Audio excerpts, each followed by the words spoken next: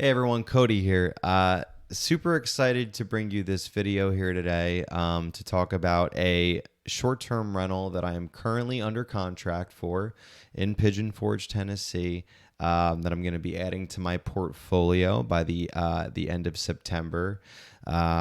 Just absolutely just so pumped to be expanding my portfolio.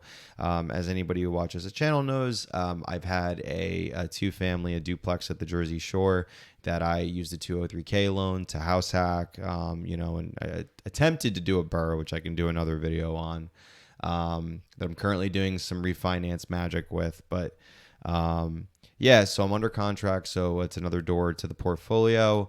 I'm hyper obsessed with short-term rentals right now, and I think that really is where I can see myself going, definitely for the next few years for sure.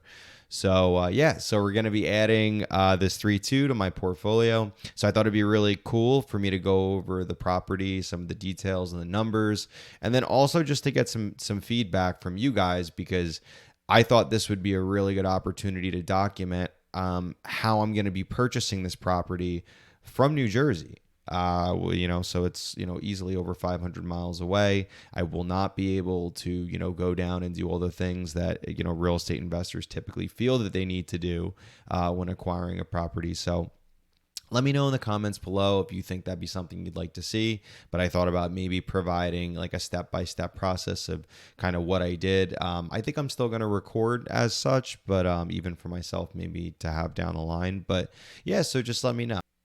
For this one, there we go. So this property, go to Google Maps. So this is the property that I will be purchasing. So it is a 3-bed, 2-bath.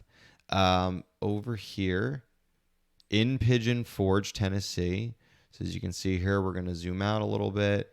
For those that are not familiar with the area, Pigeon Forge is right here. Gatlinburg is another super popular area, Sevierville, and then Wares Valley. So this is a fantastic location. And then as you can see here, you have the Great Smoky Mountain National Park is right here, a quick drive over. So this rental is going to be an absolute killer. Just so much opportunity here. An absolutely fantastic location. I was able to secure this property and get it under contract for $420,000. For anybody that knows the Smoky Mountains, that is awesome. So I'm actually going to bring it up. Zillow. Ooh, looks like this screen. There we go. Bring it up over here. Sperry Road. There it is. So we'll just show you here. And this is it. So I got it for $5,000 under list. It's a very, very cool little house. Definitely a little older. I'm sure some of you are probably like, oh, that's a nice bearskin rug. Yeah, let's take a look. Look at this. Very, you always got to love the difference between professional photos and reality. Stainless steel appliances. These cabinets look pretty fun. Great backsplash, right? Absolutely fantastic backsplash. Some cool bear stuff. So I've never been to the Smoky Mountains, and I know that probably sounds crazy to some of you. I do know that it's a fantastic vacation market. I know post-COVID, the increase in visitors has been astronomical, but I do know that it is the most highly visited national park, the Smoky Mountain National Park. So for me, that gives me a lot of comfort. And we can also talk more about that in another video on selecting a market and identifying it and figuring out whether it's good for you. But obviously, bears in the Smoky Mountains is pretty key. So yeah, I mean, looking at this. Got some really nice carpet there.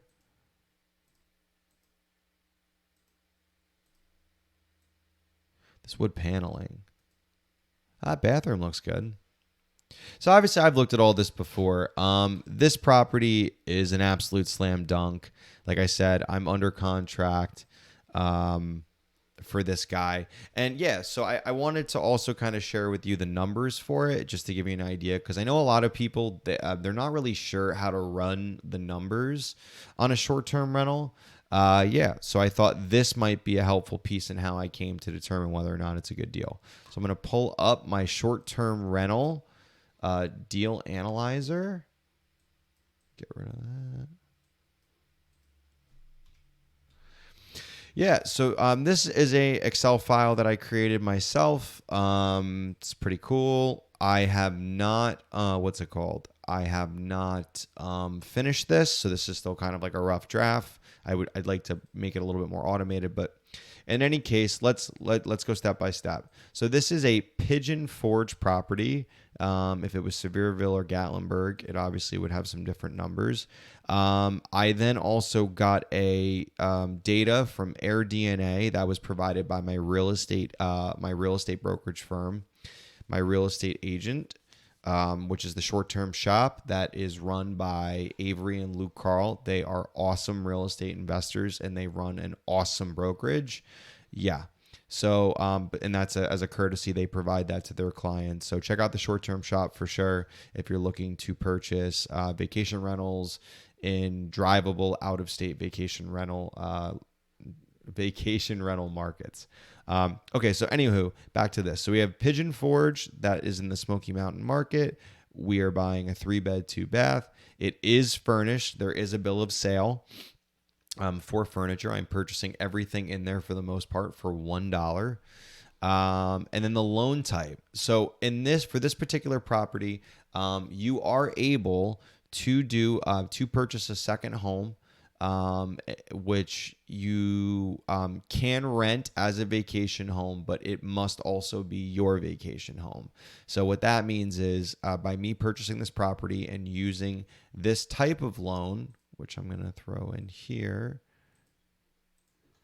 I am able to put 10% down on that property, but I must use it as a vacation home as well as renting it. So that means I do have to go there.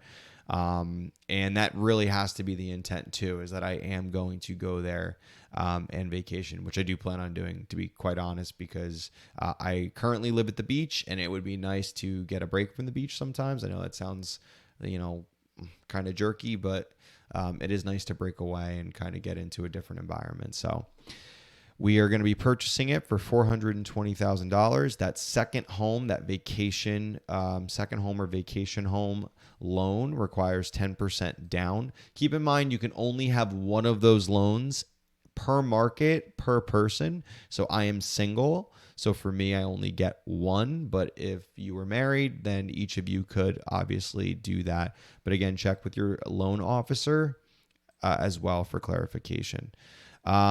Is it furnished? Yes, it is furnished. Does it need rehab? Yes, it does. So for this particular property, what I plan to do to it is, if you look at any other type of Smoky Mountain property, so we're going to go to Airbnb, and we're going to use Pigeon Forge, Tennessee.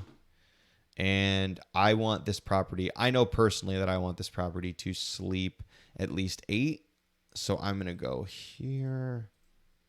This is also a really cool way to figure out how much your competition is renting for. So this is Pigeon Forge, right? Let's just go here. And we're right here over by Teaster Lane. Yep. So I'm over here. And I think I'm actually... Sorry, let me just see this. We are, yep, Asbury Road, around that circle. Yeah, it's fine. So yeah, so I'm going to look around here. So let's look at the competition. This is kind of what I'm looking for.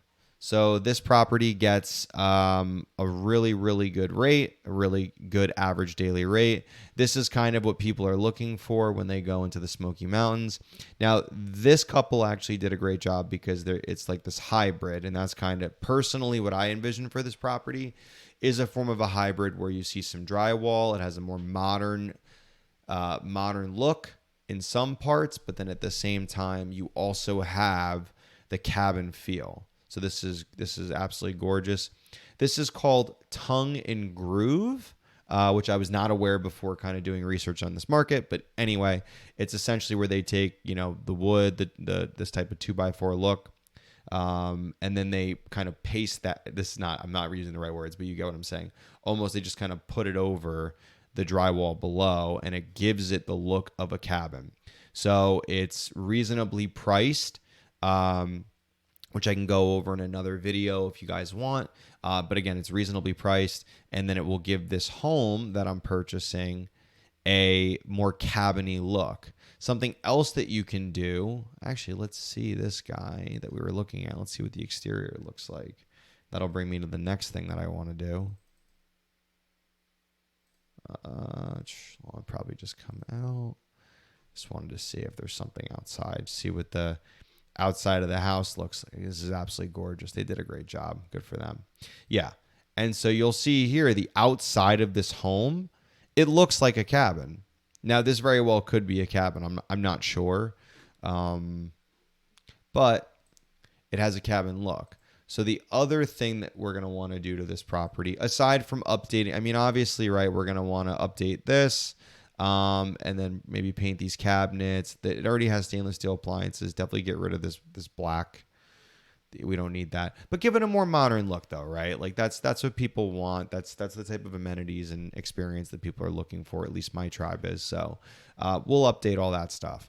But as far as the exterior goes, though, maybe look into, there is, I think it's called D block, but there's essentially this block that you can buy where it's like, it looks like logs, and you can have it put on the exterior over the siding, and then that will give it the appearance of a cabin.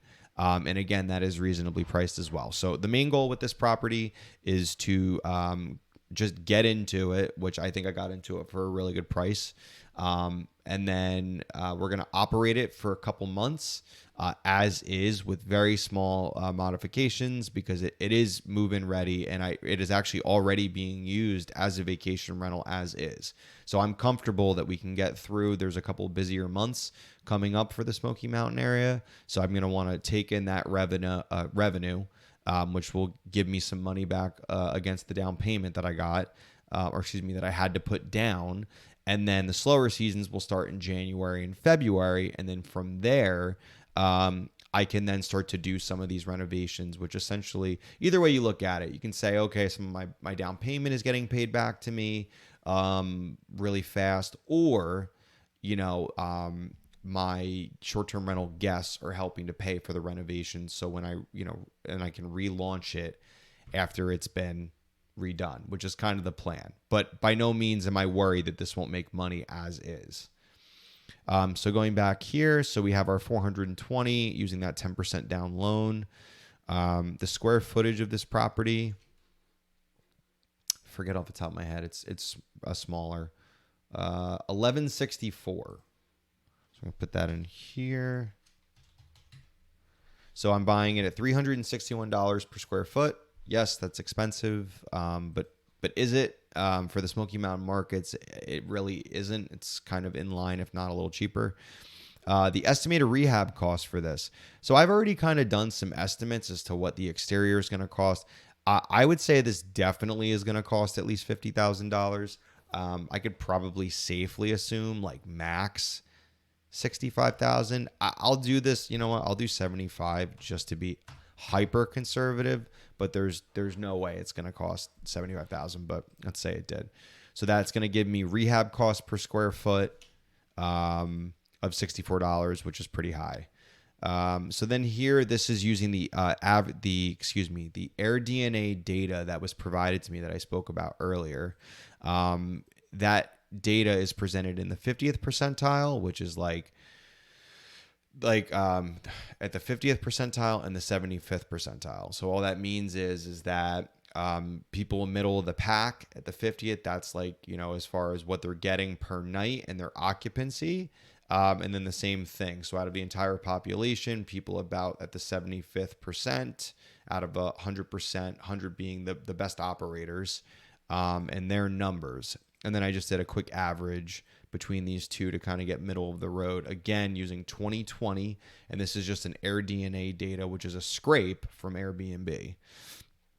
To get my occupancy percentage. So that's the amount of time per year, because you're going to express it over 365 days, that the property is occupied. So in this particular scenario, we're saying that 74% of the time there is somebody in the unit, and 26% of the time somebody is not there. And for the 74% for those nights, we are grossing an average daily rate of $327.75 per night. Now that's an average across the year. So that's taking into consideration there are peaks and valleys. So there are some months like a January, February where you're going to get much less, and then there's peak season, which would be like in the summertime, where you're getting absolute top dollar for your rental. And I know that this is true at my Jersey Shore Airbnbs, because in the summertime I'm at like 100%, near 100% occupancy, getting a fantastic average daily rate. And then in the wintertime, bookings slow down because people don't want to be by the beach when it's 15 degrees and it's freezing cold. So makes sense. And then so from here, we're going to do a quick calculation, and we're going to take 360 days to be conservative, times 74, times the average daily rate, times 74%, shows gross revenue, which this includes cleaning fee, by the way, gross revenue of $87,000. So this 3-bed, 2-bath is going to gross on average $87,000 or more. That's insane for any of you out there.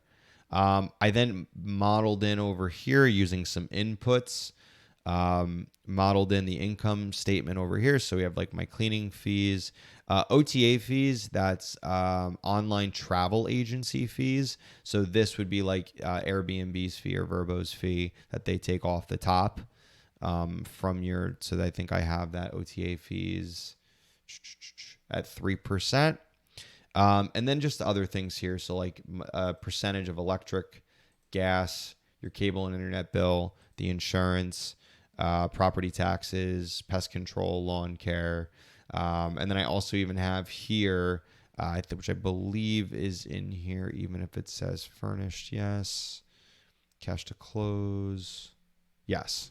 So this actually includes...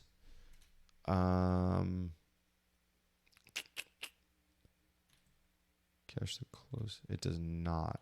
Yeah, that's exactly what it should be. So, yeah. So, sorry. So this even, I did over, yeah. So even here we have, so this is the cost to furnish. So I just did some due diligence over here, kind of backed into a couple different calculations, either based off of square footage, how much it costs to furnish, or by the number of beds. So then I just put here, and it takes the higher of the two. And then I put here 5% for CapEx. That's 5% of gross revenue, 5% for repairs, which gives me a total of 10. So 10% of what I'm taking in every month or annually, I'm going to be putting that aside. I'm going to be putting that aside in a separate account. And that'll be there just in case something happens. The hot water heater goes, the roof needs to be replaced at some point, appliances go, whatever.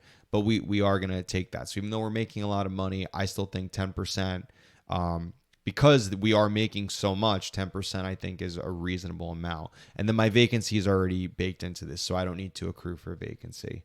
I also have here the mortgage, so the 30-year terms. My rate actually is going to be 3.75. So that's my principal mortgage interest over 30 years. I have a home equity line of credit that I'm going to use towards some of this down payment. So I did the interest only portion there. And then this is just a mortgage calc. So if you guys see here, this kind of lays out all of the different payments and everything. And it provides me with my NOI. So that's net operating income. Net operating income is the actual performance of the property. excluding debt service. And so NOI is designed to give investors an apples to apples comparison between different properties. And that's why the debt service is not included. So it's a way to kind of just compare performance, which is then going to give you the cap rate. So this is a 12 cap, which is pretty darn good in today's market. I mean, regular investments are trading for 4 and 5s. So I'll take 12%. And I think that these gross revenue numbers are conservative, especially once it's fixed up with this additional $75,000, which I'm putting in here, which is crazy as well. And then here I have a cash on cash return, insanity, 33%. Cash on cash return. Scenario 1 is using, let me just see here. Yep. And then this was just showing if I had purchased it for more. The scenario 1, 2, and 3 was if, let's just say, if I had went up to, so this helps you with bidding, right? So in this market right now, people are getting priced out of, they're getting outbid when they're going after properties. So I kind of just built this in to do quick math. So I'm essentially getting, let's just say let's say I totally screwed up these numbers, right? There's a lot of room here because my minimum criteria is 20%. So there's a lot of margin for error here. And even still, if I even blew that up and I got 15% cash on cash return on this property, I mean, that is still fantastic numbers. So I'm just absolutely super thrilled with this property. There's a lot of potential here. A lot of potential here just to make great money, continue to get experience, which I think is so important. A lot of times we forget that, you don't just start off being a rock star. You have to get in the game. You have to make mistakes. You have to take action. So I feel like this is absolutely a great opportunity for me to continue to grow, learn, and then obviously to be able to share that with you and other investors as well. So I think this video has went on for quite some time, but obviously I'm just like crazy pumped to be doing this, to be purchasing this, to be documenting it for all of you, which I will be doing. And I just want to say thank you so much for watching. Please, if you enjoyed the video, you found it helpful, please comment, like, subscribe, all those good things. And otherwise, we'll see you again soon. All right, take care.